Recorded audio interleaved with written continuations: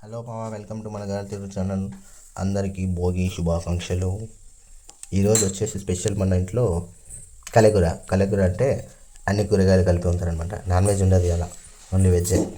చూసి కదా, బెండకాయ, దొండకాయ, క్యారెట్, టమాటా, రెండు ఉన్నాయి చూడండి, గోకరకాయ, చిక్కుడుకాయ, బఠానీ, పచ్చిమిర్చి, క్యాలీఫ్లవర్ కూడా ఉంది, కొత్తిమీర, పాలకూర, అన్నీ అవి ఇవి వేసుకున్నారు. మనకేమో నాన్ వెజ్ కావాలి, ఇంట్లోనేమో వెజ్ వండుతున్నారు. అమ్మో, దొడ్డు మిర్చి, బజ్జి మిర్చి కూడా ఉంది.